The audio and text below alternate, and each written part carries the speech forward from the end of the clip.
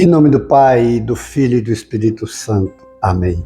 Espírito Santo, conceda-nos a graça de compreendermos a palavra do Senhor e a docilidade de acolhê-la em nosso coração.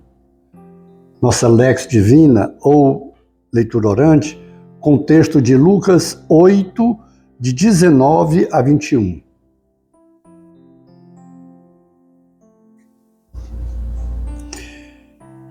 A mãe de Jesus e seus irmãos chegaram até ele, mas não podiam abordá-lo por causa da multidão. Avisaram-no então: tua mãe e teus irmãos estão lá fora, querendo te ver. Mas Jesus respondeu: minha mãe e meus irmãos são aqueles que ouvem a palavra de Deus e a põem em prática. Palavra da salvação. Glória a vós, Senhor. Esses versículos que nós ouvimos agora, a palavra que foi proclamada, que é a palavra da nossa salvação, ela precisa ser compreendida, porque, em primeiro lugar, a nossa Lex Divina, elas são esses 4 passos, e no primeiro passo, que é a procurarmos compreender melhor a palavra de Deus, às vezes é necessário que busquemos outro texto que vai nos ajudar na compreensão. Por exemplo, esse texto de hoje, quando Jesus está rodeado de umas pessoas e Maria, sua mãe, e alguns primos seus vêm a ele querendo falar com ele, e a expressão que aqueles que vêm anunciar é que tua mãe e teus irmãos. A língua pátria de Jesus, a língua que Jesus falava, o aramaico, e o hebraico, a língua que foi escrita a Sagrada Escritura, são línguas muito pobres. E nesse sentido, uma palavra só, muitas vezes, diz muitas coisas, quer dizer muitas coisas.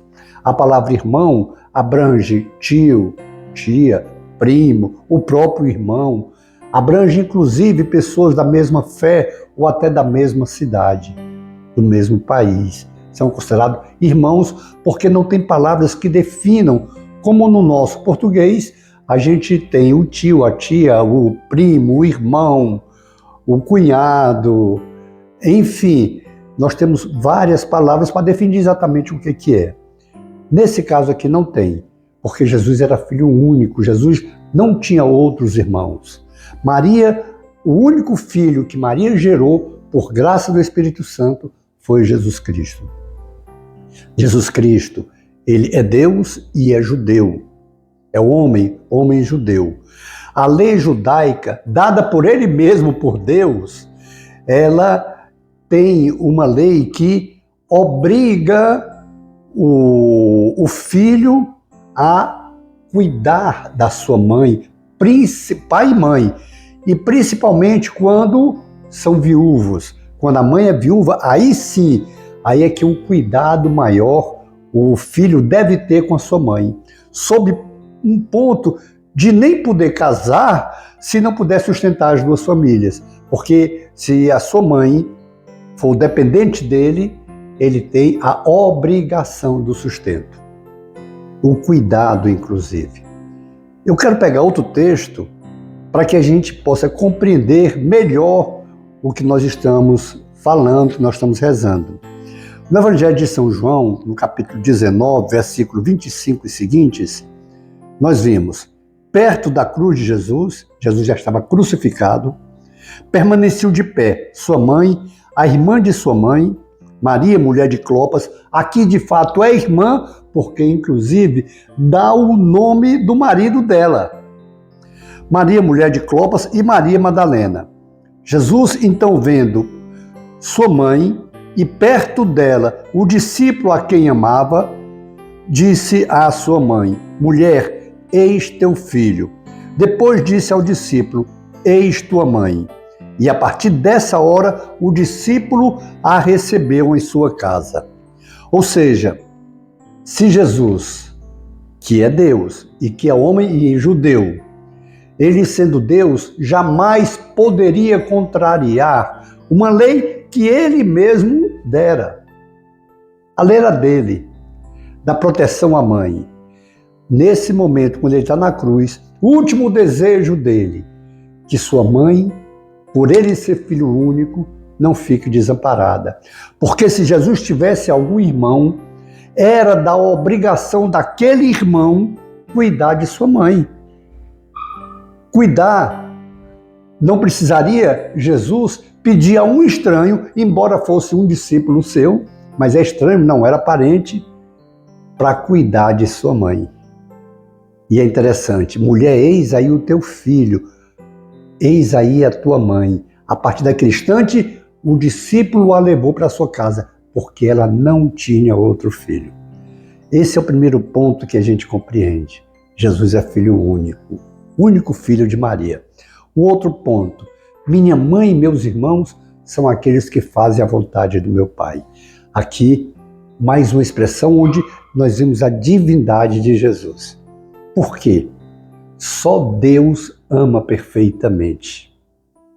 Deus é amor, é a sua essência. Deus ama perfeitamente. E se Deus ama perfeitamente, se Ele é amor e é, Ele não pode amar a uma pessoa mais do que a outra. O amor dele é perfeito. E quando ele diz que todo aquele que faz a vontade do Pai, aquilo que ele expressa como vontade do Pai, é como se fosse um parente seu, como se fosse sua mãe. Para ele, a pessoa mais importante de todos. Não que ele amasse mais, não, porque o amor de Deus como é perfeito, o amor de Jesus como é perfeito, ele não ama mais Maria do que a você. Ele não ama mais a sua mãe do que você. Ele não ama mais o Papa do que você. Não, o amor é um só.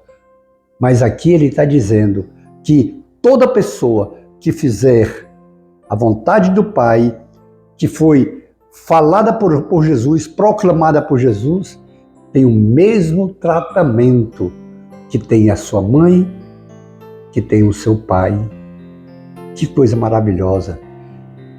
Jesus está igualando o carinho, a atenção, o cuidado que ele tem com sua mãe, que ele tem a você e que tem a mim. Isso é motivo de nós louvarmos, de nós bendizermos, de nós glorificarmos o Senhor. Glorificarmos o Senhor por esse amor tão grande. Glorificarmos o Senhor por esse carinho tão grande que Ele tem a você, tanto quanto tem por sua mãe. O carinho tão grande que Ele tem a cada um de nós. Que coisa maravilhosa nós termos da parte do Senhor, da parte de Deus, esse carinho, essa atenção, esse cuidado. E como Maria é a pessoa mais importante e aquela que é responsável por trazer Jesus à face da terra, ele dá a todo discípulo amado o cuidado à sua mãe. Como aquele discípulo que a partir daquele momento levou Maria, a mãe de Jesus, para sua casa, nós também devemos ter na nossa casa a figura da mãe de Jesus que ele nos deu como mãe. Então nós devemos ter essa figura, uma imagem de Nossa Senhora, para lembrar esse carinho de mãe que nos foi dado por Jesus e dedicarmos a ela o carinho de filho. Que compromisso nós fazemos agora com o Senhor? De acolher Maria como nossa mãe e de agradecermos a Deus por esse carinho que Ele tem como tem com sua mãe? Façamos esse compromisso. Depois, contemplemos as maravilhas do Senhor em nossas vidas. Glória ao Pai, ao Filho e ao Espírito Santo, como era no princípio, agora e sempre. Amém. E pela intercessão de Maria Santíssima, nossa Mãe, de José, seu castíssimo esposo, de Francisco, Teresinha, João Paulo II, que Deus nos dê sua graça e sua bênção, e sua face resplandeça sobre nós. Abençoe-nos o Deus Todo-Poderoso, o Pai e o Filho e o Espírito Santo. Amém. Face de Cristo, resplandecei em nós.